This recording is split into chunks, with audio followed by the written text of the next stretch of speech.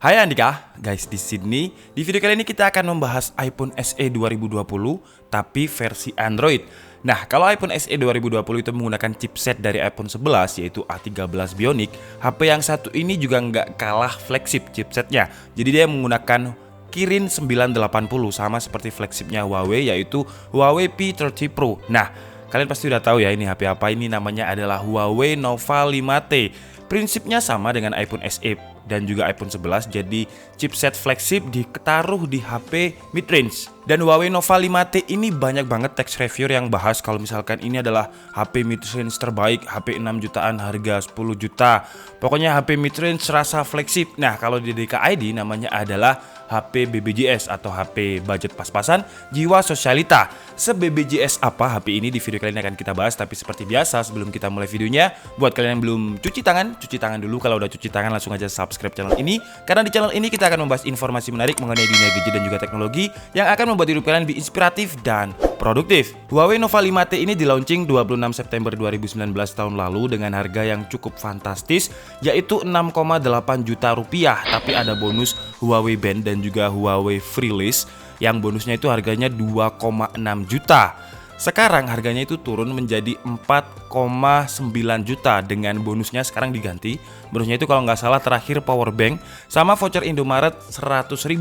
Jadi kalau dibilang Huawei Nova 5T ini harganya turun, menurut saya sih enggak. Ini adalah teknik marketing dari Huawei agar aksesorisnya ini ikutan kejual. Jadi sebenarnya HP ini harganya ya sekitar 4 juta lah kalau misalkan tanpa bonus. Karena banyak seller juga yang jual tanpa bonus harganya itu sekitar 4,3 sampai 4,5 juta. Jadi kalau dibilang Huawei Nova 5T ini turun harga, saya nggak terlalu setuju sih. Kalau misalkan ganti bonus baru saya setuju.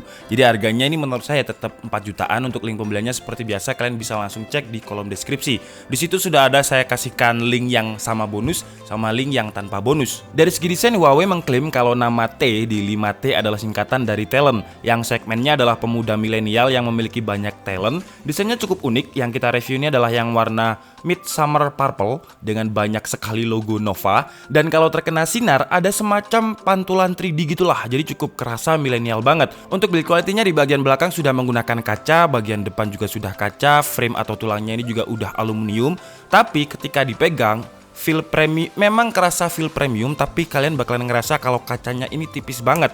Jadi mungkin yang membuat harganya murah adalah build quality-nya yang tidak sesolid dan tidak sepremium Huawei P30 Pro. Kalau misalkan dibikin sesolid dan sepremium Huawei P30 Pro, malah nanti yang P30 Pro nggak laku, yang laku malah Huawei Nova. Kemudian untuk layarnya memiliki screen size 6,2 inch dengan rasio 19,5:9, jadi layarnya ini memanjang, masih cukup nyaman digenggam dengan satu tangan. Cuman kalau tangan kalian kekecilan, kalian bisa dengan mudah menggunakan one-handed mode dengan cara slide dari pojok bawah, entah dari kiri atau dari kanan sama aja. Untuk spesifikasinya seperti yang saya bilang tadi, Huawei Nova 5T ini menggunakan chipset yang sama dengan P30 Pro yaitu Kirin 980 octa-core dengan fabrikasi 7 nanometer dengan konfigurasi yang sama juga, yaitu memori RAM-nya 8GB, memori internalnya 128GB.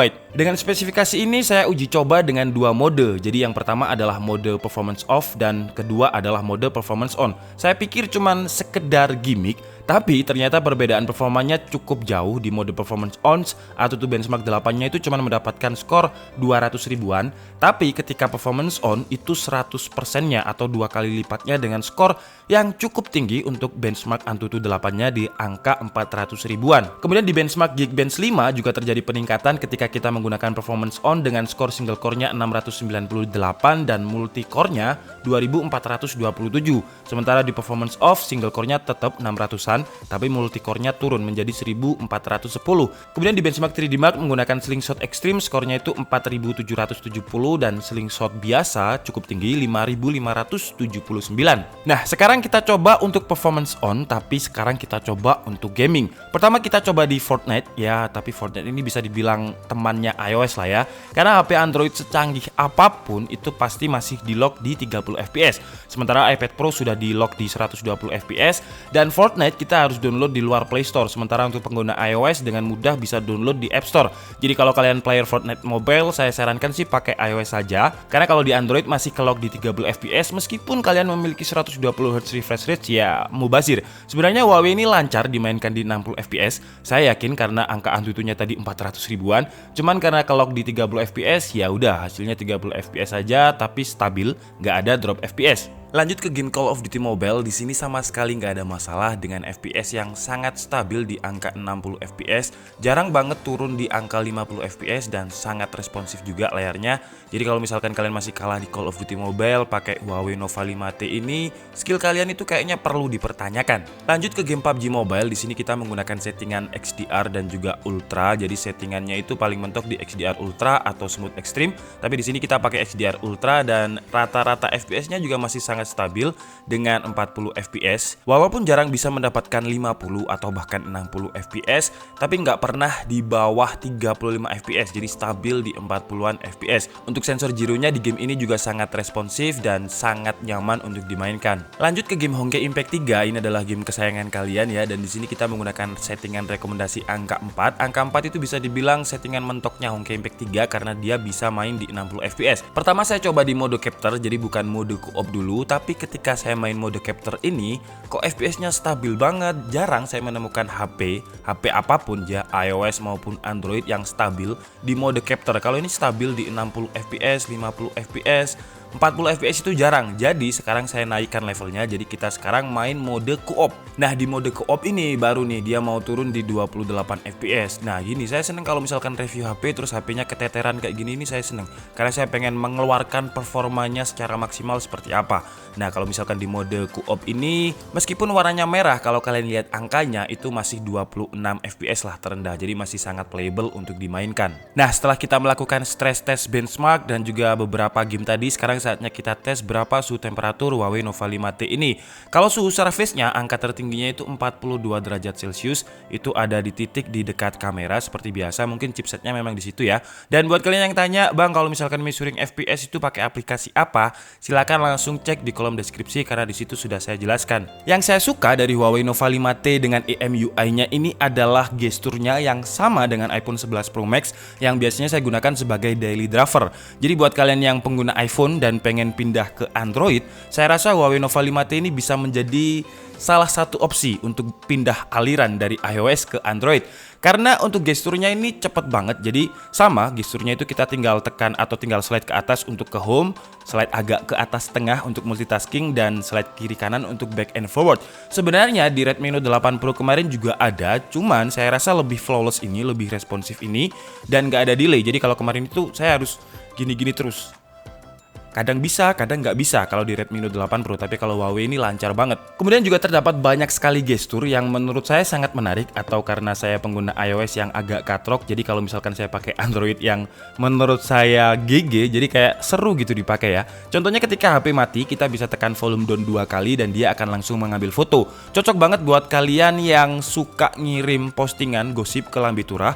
Kalau misalkan kalian terlihat kameranya kan nanti ada yang lihat kalau misalkan kalian mau jepret, tapi kalau misalkan tombol locknya mati kemudian kalian tekan 2 kali set kayak gitu aja, itu kayak nggak akan ada orangnya nyangka kalau kalian lagi menjepret atau mengambil gambar. Kemudian juga ada gestur screenshot yang menurut saya sebenarnya inovatif. Jadi kita tinggal ketok layarnya dengan permukaan kulit belakang 2 kali dengan 1 jari untuk screenshot dan 2 kali dengan 2 jari untuk screen recorder.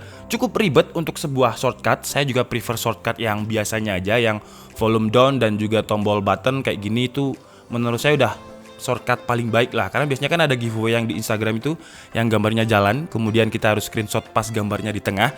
Nah kalau pakai gesturnya Huawei yang ketok 2 kali seperti ini, itu kita pasti kalah. Jadi mending yang pakai yang gestur yang biasanya aja. Cuman yang menurut saya menarik dan sangat inovatif, layar dari Huawei Nova 5T ini bisa membaca istilahnya permukaan kulit yang berbeda. Jadi ketika kita menggunakan kulit bagian bawah, dia tuh berbeda. Jadi kalau misalkan kita pakai kulit bagian belakang, nah seperti ini dia akan screenshot. Tapi kalau kita pakai kulit yang palm, nggak bisa screenshot. Dan mungkin kedepannya Huawei bisa bikin inovasi lagi, jadi bukan shortcut seperti ini, entah apa. Tapi menurut saya cukup inovatif sih. Atau mungkin saya aja yang katrok karena saya pengguna iPhone. Dan salah satu fitur yang saya suka banget dan berguna banget untuk RAM-nya yang gede, karena RAM-nya ini kan 8 GB ya. Jadi selain untuk dibuat main game, Huawei Nova 5T ini juga punya fitur yang namanya adalah wireless projection. Dengan software screen mirroring seperti Miracast atau TV kalian sudah built-in dengan screen mirroring, kalian bukan hanya bisa untuk screen mirror layar Huawei ke TV, laptop atau PC atau proyektor, tapi juga bisa digunakan sebagai desktop mode dengan EMUI-nya sendiri. Jadi yang ditampilkan adalah mode desktop, kemudian layar dari Huawei akan berubah menjadi touchpad, dan ini tuh wireless atau tanpa kabel. Dan misal kalian keluar dari aplikasi wireless projection, kalian masih bisa menggunakan HP-nya, sementara mode desktopnya masih berjalan, jadi bisa menjalankan dua sistem sekaligus. Gila, menurut saya sih keren ya. Jadi kalian bisa HP-an sambil nonton YouTube di TV atau di proyektor menggunakan MUI dari Huawei ini. Sekarang kita bahas dari sektor kamera yang diklaim ditujukan kepada pemuda bertalent dengan kata T-nya di Nova 5T. Di bagian belakangnya memiliki quad AI kamera dengan 48 megapiksel wide, 16 megapiksel ultra wide, 2 megapiksel lensa makro, dan 2 megapiksel lensa depth. Kemudian untuk kamera depannya memiliki resolusi yang cukup besar yaitu 32 megapiksel. Dan ini adalah resolusi 4K 30 fps dan masih stabil. Gila, biasanya ya HP-HP 4K yang saya review itu shaky banget. Kalau di layarnya ini kelihatan stabil, cuman nanti entah ketika masuk post editing gimana, dan juga kompresinya gimana, karena nanti nggak mungkin saya upload 4K, uploadnya pasti di Full HD atau 1080. Tapi kalau yang saya lihat dari layarnya Huawei Nova 5T ini, walaupun 4K tapi masih stabil dan warnanya ini konsisten. Tuh, coba saya agak kencengan dikit ya. Stabil loh ini 4K-nya. Tuh, walaupun ada sedikit patah-patah stabilisernya software, tapi HP Android yang lain itu nggak kayak gini. Biasanya kalau 4K itu, waduh, kayak orang tawuran. Jadi kalau ini stabil sih. Oke, ini adalah kamera depannya dengan kok stabil ya? Stabil loh ini. Ini kamera depan dengan resolusi 1080p 30 fps, dan ada resolusi lain untuk kamera depan, bukan resolusi ya, rasio kayaknya, karena ini rasio 16:9, dan ada satu lagi rasio yang namanya full screen. Nah, kalau misalkan full screen, tampilan di layarnya bakalan full banget, kalau ini enggak. Dan untuk stabilnya kira-kira seperti ini. Dan saya stabil sih ini. Cukup stabil. Padahal ini udah lumayan kenceng ya saya jalannya. Biasa montel. Dan sekarang ini adalah resolusi Full HD dengan 60 fps. Kalau 4K-nya aja stabil, harusnya Full HD-nya bisa lebih stabil ya.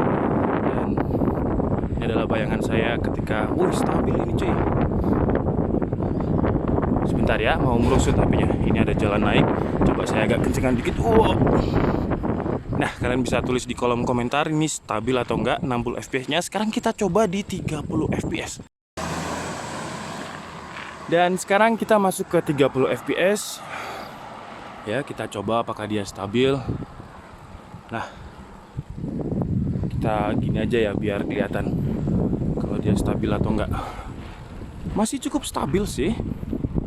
Aman menurut saya. Jadi kalau kalian gunakan untuk ngevlog, masih cukup oke.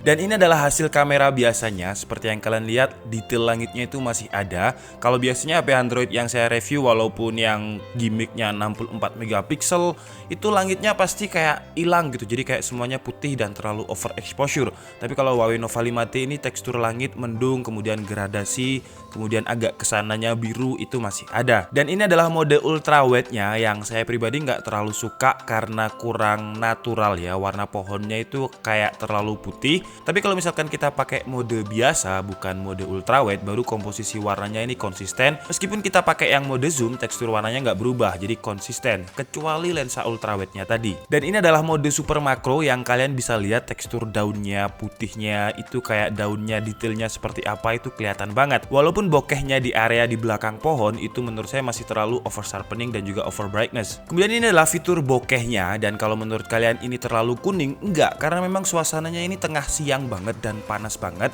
Dan menurut saya ini adalah warna-warna natural ya, jadi vivid. Karena memang saya motretnya ini ketika tengah siang banget antara jam 12 atau jam 1. Dan menurut saya sih ini cukup GG.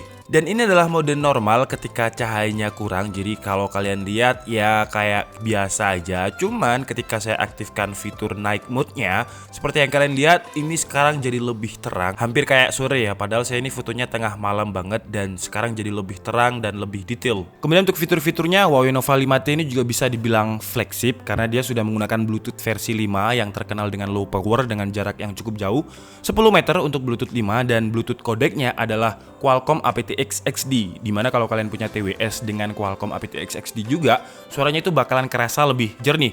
Kemudian untuk fitur lain ada NFC, sensornya ada gyro, proximity, kompas, dan lengkap lah. Kemudian untuk port-portnya di sebelah kanan ada volume up and down dan juga mounted fingerprint, di bawahnya ada speaker, dan speakernya ini sayang masih mono, belum stereo, jadi masih satu, tapi suaranya cukup enak lah untuk seharga 4 jutaan, tapi sayangnya masih mono.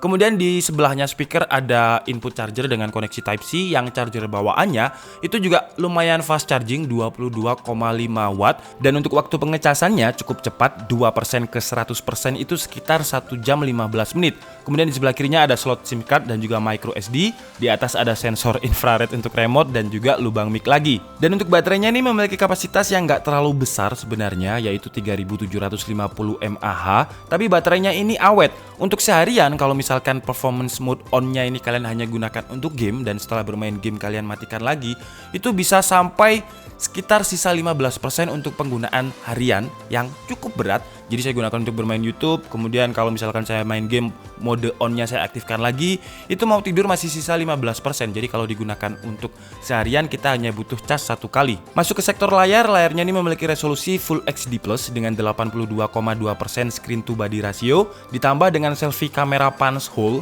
Layarnya ini jadi terlihat lebih lega dan enak untuk keperluan entertainment, baik digunakan untuk keperluan game ataupun nonton movie. Untuk kepadatan pixelnya 412 ppi atau pixel per inch, ya memang nggak sebagus OLED, tapi dengan harga 4 jutaan menurut saya udah lebih dari cukup. Untuk mode display colornya ada mode normal dan juga mode vivid. Untuk color temperaturnya ada default, warm, dan juga cool. Kalau saya menggunakan mode eye comfort, kemudian modenya ada di vivid, jadi lebih adem di mata, tapi warnanya lebih pop up. Itu sih preferensi saya. Kalian mungkin punya preferensi yang sesuai dengan mata kalian. Oke guys, jadi mungkin cukup segitu aja ya video review dari Huawei Nova 5T yang kata Techtuber 6 juta rasa 10 juta, HP mid-range terbaik, HP mid-range rasa flagship, dan menurut DKID emang bener HP ini tuh BBJS banget atau budget pas-pasan jiwa sosialita ya, bisa dibilang ini adalah HP 4 jutaan terbaik. Kenapa? Pertama, chipsetnya adalah chipset flagship dari Huawei P30 Pro dengan Kirin 980. Skor Antutunya bisa kalian lihat tadi di performance on itu bisa 400.000 dan Hongke Impact 3 itu bisa 60 fps dengan settingan rekomendasinya di angka 4 yang bisa mentok 60 fps. Kemudian untuk kameranya yang saya kaget, biasanya HP-HP yang saya review itu ketika mode 4K itu nggak stabil sama sekali.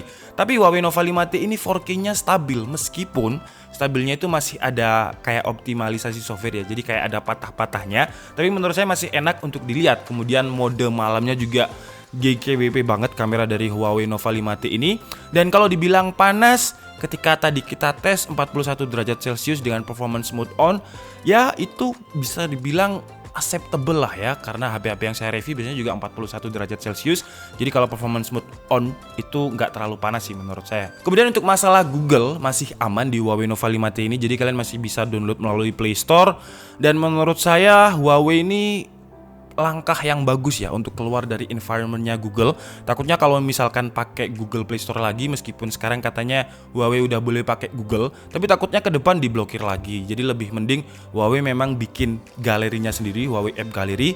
Dan nanti ketika udah bisa lepas dari Google dengan fiturnya yang menurut saya keren ya, kayak wireless projection tadi, saya kira Huawei ini bisa lah kalau misalkan menjadi pesaingnya iPhone atau lepas dari Google yang akan membuat inovasi yang lebih baik lagi. Jadi buat Huawei mungkin semangat ya. Kalau misalkan Google terlalu mendominasi, menurut saya juga nggak terlalu bagus, karena semua HP harus pakai Android, semua Android harus pakai Google. Maksud saya itu menurut saya, ya Android kan punyanya Google. Maksudnya mungkin Huawei bisa bikin iOS-nya sendiri ya, sama kayak iOS gitu. Jadi biar lebih banyak lagi persaingan. Jadi biar banyak keluar hal-hal positif yang inovatif. Oke, jadi cukup segitu aja video kita kali ini. Saya minta maaf kalau ada kesalahan dalam penyampaian informasi. Seperti biasa, kalian bisa mengkoreksinya di kolom komentar. Saya Niko Budi and see you on the next video. Bye bye.